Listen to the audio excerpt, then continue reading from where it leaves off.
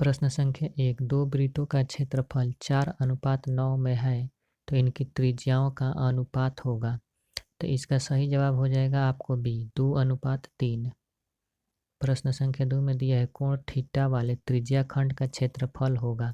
तो त्रिज्या खंड का क्षेत्रफल क्या होता है? थीटा बटा में 360 पाई आर ए स्क्वायर, यानी इसका सही जवाब हो जाएगा डी।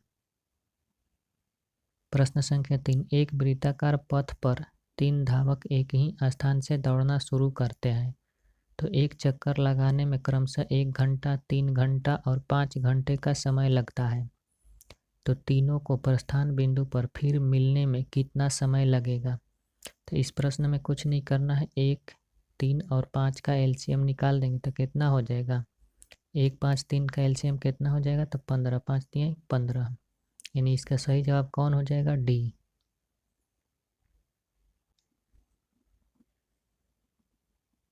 प्रश्न संख्या 4। एक वृत्ताकार पथ पर 3 धावक एक ही स्थान से दौड़ना शुरू करते हैं तो एक चक्कर लगाने में क्रमशः 2 घंटे, 4 घंटे तथा 6 घंटे का समय लगता है। तो तीनों को प्रस्थान बिंदु पर पुनः मिलने में कितना समय लगेगा? तो जैसे 3 नंबर का बना है वैसे ही ये भी बनेगा। 2, 4, 6 का एलसीएम निकाल देंगे तो कितना हो जाएगा? 2 से कटेगा 1 बार में, 2 बार में, 3 बार में, यानी 2 दूना के 4, 4 तिहाई 12। इसका सही जवाब कौन हो जाएगा? सी, 12 घंटे बाद पुनः मिलेंगे। प्रश्न संख्या 5। यदि किसी वृत्त की त्रिज्या दुगनी कर दी जाए तो नए एवं पुराने वृत्त की परिधि का अनुपात होगा। तो वृत्त की त्रिज्या दुगनी कर दी जाए तो नए एवं पुराने वृत्त की त्रिज्या, तो इसका सही जवाब हो जाएगा बी 2:1।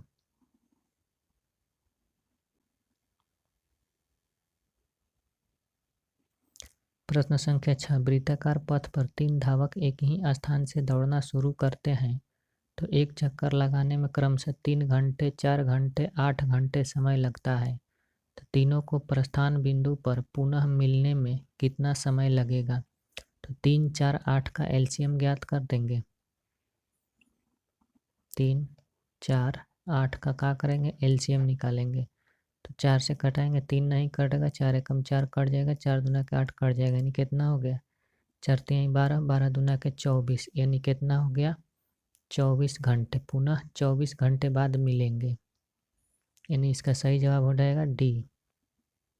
प्रश्न संख्या 7। यदि किसी वृत्त की त्रिज्या आधी कर दी जाए तो पुराने तथा नए वृत्त की परिधि का अनुपात होगा। तो पुराने तथा नए वृत्त का परिधि का अनुपात हो जाएगा 2:1, यानी इसका सही जवाब हो जाएगा बी। प्रश्न संख्या 8। यदि किसी वृत्त की त्रिज्या दुगनी कर दी जाए तो पुराने एवं नए वृत्त के क्षेत्रफल का अनुपात होगा। तो इसका सही जवाब हो जाएगा बी 1:4। प्रश्न संख्या 9। 44 मीटर परिधि वाले वृत्त की त्रिज्या होगी। तो परिधि कितना दिया हुआ है? 44 मीटर। तो वृत्त का परिधि बराबर कितना दिया हुआ है? 44 मीटर। अब वृत्त का परिधि क्या होता है? 2 पाई आर बराबर कितना दिया हुआ है? 44 मीटर। पाई की जगह पर क्या रखेंगे? 22 बटा में 7 इंटू आर बराबर कितना दिया है? 44 मीटर। तो 2 से 44 कट जाएगा 22 बार में, 22 से कम 22 कट जाएगा, 7 इधर नीचे है तो नहीं आएगा तो क्या हो जाएगा? ऊपर, तो यानी आर बराबर कितना हो जाएगा? 7, यानी इसका सही जवाब कौन हो जाएगा? B 7 metre. प्रश्न संख्या 10। दो वृत्तों के क्षेत्रफल का अनुपात 4:1 है तो उनकी त्रिज्याओं का अनुपात होगा, यानी इसका सही जवाब हो जाएगा बी 2:1। प्रश्न संख्या 11। यदि वर्ग का विकर्ण 16√2 सेंटीमीटर है तो वर्ग की भुजा की लंबाई होगा। तो वर्ग का विकर्ण बराबर क्या होता है? भुजा गुणे √2। अविकर्ण का मान कितना दिया हुआ है? 16√2। तो √2 से √2 कट जाएगा तो भुजा बराबर कितना आएगा? 16 सेंटीमीटर।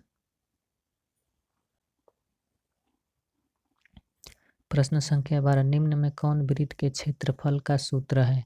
तो वृत्त का क्षेत्रफल क्या होता है? पाई आर ए स्क्वायर, यानी इसका सही जवाब हो जाएगा सी पाई आर ए स्क्वायर। प्रश्न संख्या 13 में दिया है कि दो वृत्तों के त्रिज्याओं का अनुपात 3:4 है, तो उनका क्षेत्रफलों का अनुपात होगा। तो 3:4 में दिया है तो उनके क्षेत्रफलों का अनुपात हो जाएगा तितली के 9 और चरचौ के 16, यानी इसका सही जवाब कौन हो जाएगा? सी, 9:16।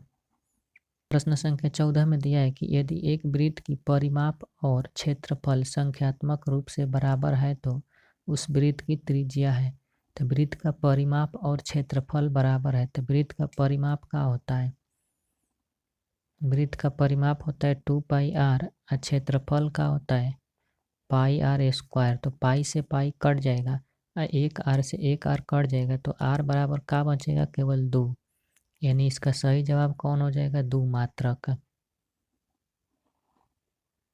प्रश्न संख्या 15 में दिया है कि दो वृत्तों के क्षेत्रफलों का अनुपात x² है, तो उनकी त्रिज्याओं का अनुपात होगा। तो इसका सही जवाब हो जाएगा डी, x/y। प्रश्न संख्या 16 में दिया है कि यदि किसी वृत्त की त्रिज्या x गुनी कर दी जाए तो पुराने और नए वृत्तों के क्षेत्रफल का अनुपात कौन सा होगा? तो इसका सही जवाब हो जाएगा आपको सी, 1:k²।